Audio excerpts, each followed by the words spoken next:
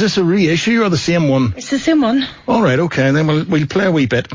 Basically, somebody scored a goal in the World Cup, and it's the Ruskies. All right, there you go. 1-0, first goal of the tournament. No, this film... what about some people that want to tape that match, and you're just telling them the... Well, I didn't tell them who scored it. There you go. Right. All the suspense. Well, I told them the team. I didn't tell them, you know. Right, okay, go ahead. It reminds me, I remember one night in the BBC, and it was one of those, and for those who didn't see the match, turn away now. And for those who want to know the result, here's the winning goal from Lineker. You know, whatever it was. It was one of those. Just gave it. No, here was Lineker scoring the only goal of the game. Space Odyssey, classic science fiction, classic Stanley Kubrick, always mentioned in one of the greatest movies ever made. And the whole thing about it is, and it's coming sort of true now, Stephen Hawking warned about this, about the march on of technology, and how technology could actually take over. And in this, quite a bit of the theme is about the computer, HAL, gradually taking over the ship and telling the humans what to do, so you can have a listen. I didn't get to that whether you might be having some second thoughts about the mission. How do you mean? Rumors about something being dug up on the moon. I never gave these stories much credence, but particularly in view of some of the other things that have happened, I find them difficult to put out of my mind. Open the pod bay doors, Hal. I'm sorry, Dave. I'm afraid I can't do that. What are you talking about, Hal? This conversation can serve no purpose anymore. Whoa. I mean, HAL, the computer, gets more and more sinister and a bit more kind of evil. You know, that's it. Go ahead. Tell the listeners what you just told me there. I didn't get to that bit. What do you mean you didn't get that bit? I didn't HAL, get the that computer's bit. the whole way through the film. I know, but I didn't get to that bit. Why? It's really quite long, you know, and it's the 50th anniversary, and that's why they were showing this. So it was Please, I've just built this up as one of the greatest cinematic achievements in history. One of Stanley Kubrick's finest moments. You fell asleep, didn't you? Why? But in my defence, there's an intermission in this. Do you remember years ago when they had intermissions in the movies? There's an intermission in this. And you go down to the front to buy your ice cream and all. Except there was no ice cream person, but it actually comes across, after an hour and 50 minutes intermission, and the lights came up, so they didn't change anything about it at all when they were replaying it. Yeah, but so, you fell asleep, not once, twice. Twice. Stanley Kubrick, we're sorry, sir. But the thing about this, the bit that I did see, so this was made 50 years ago, and there's a part in it where one of the officers who's investigating what's going on up in the station, he actually talks to his young girl through Skype.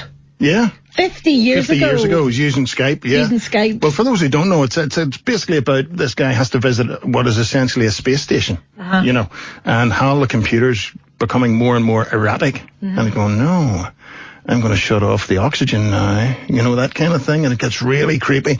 And then at one stage, the hero is crawling in to the innards of the computer to try and switch him off. And it's, hello, Dave, what are you doing? What are you doing, Dave? Wouldn't that be the scariest thing? It's so creepy, and there's no real violence, but it's really scary because it's all restrained, you know. No control. Yeah. But that's it. The machines are going to take over the Earth. It's going to be Skynet and Terminator all over again. Yeah. Yeah, I totally believe that. Yeah. And, yes. You want to go and live in a field? Dogs and animals and cats and dogs and animals and cats.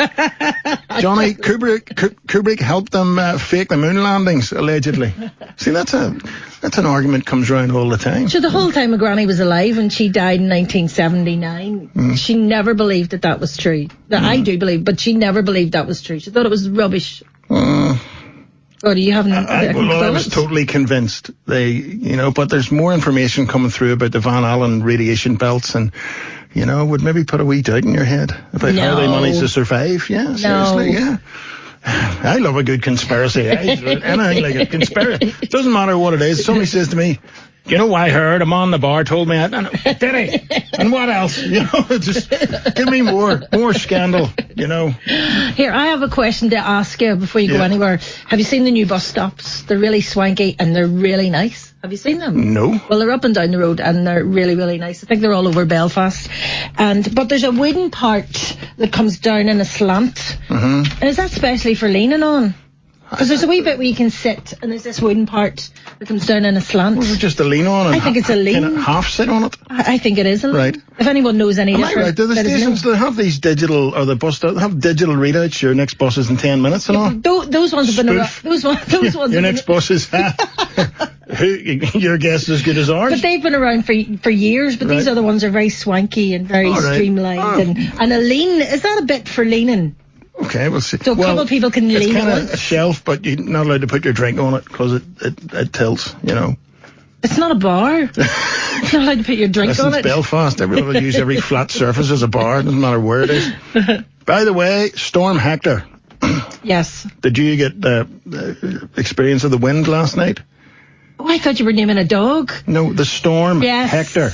Yes, I did hear it this morning. I did hear a wee bit this morning. Well, unfortunately, Thursday morning's our morning for getting the wee boxes collected. Yes. You're the one for cardboard, and the other one for plastic bottles and tins, you know, drinks cans and stuff. So last night I says to myself, I'm deliberately not leaving those out because of the storm coming, because it'll end up all over the place. Because Carolyn said on her show that her hanging baskets and some of her flowers and all were ruined. I deliberately last night didn't leave the boxes out. And the men came? No. Lisa elbowed me this morning and says, you may get out there and I think our boxes are all over the street. Really? And I says, but I didn't leave them out. She says, no, but I did. That's what I like. You two working in tandem is good. I looked out the window and it was just devastation. Now, I'll tell you how bad it was. I got into the garden and next door's garden and there's all kinds of rubbish, that was thrown out, lying all over the street. And it was yours. And I'll tell you how bad the wind is. I can't find the boxes. They're just gone. On some wee woman's line. Gone. So anybody sees our red box and our black box, please, the both of them. Because I don't know, the council's not going to give you those again for nothing. No. I'm going to go out on a mission and steal a couple. If any go missing round carried off, you'll know where to go. I'll be out in my SWAT gear later on tonight, stealing boxes for rubbish. Right. Anything else going on? I can't believe you slept during Space Odyssey. I believe you were a ninja earlier on in the week, last week. Don't want to talk about it. You don't want to talk about it? No. He was.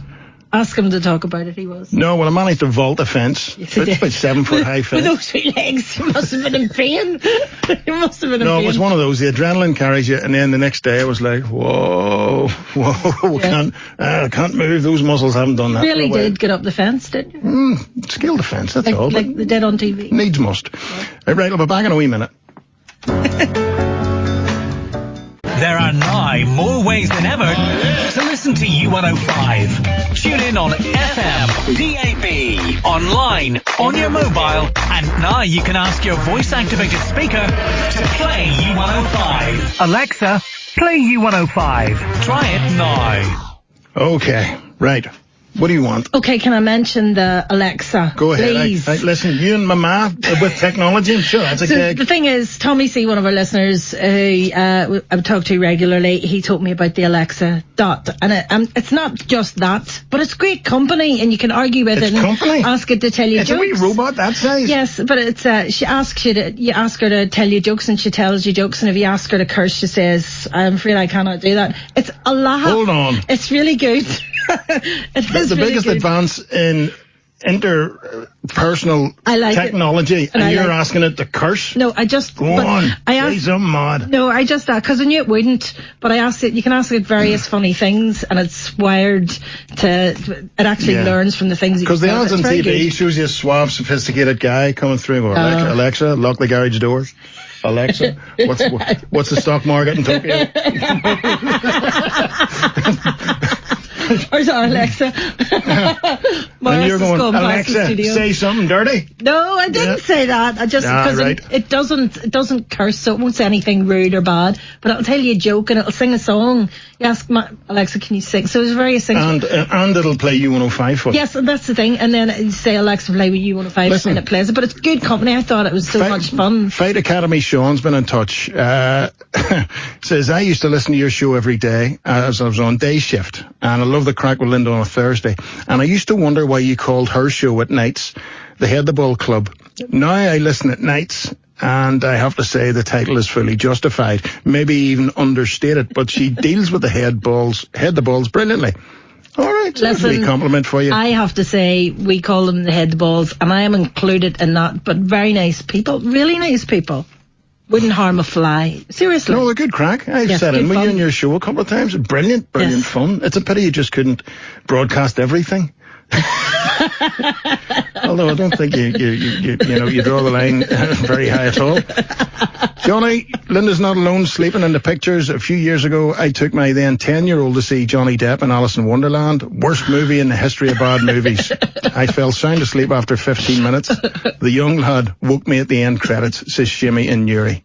And people loved that film. No, it was brutal. Really? No, I mean, some of the remakes have been shocking, and I didn't like the Willy Wonka that Johnny Depp remade, because the original is far, far better. Listen, I have to go. Okay, because I was going to say I'm doing a radio show. There's football on.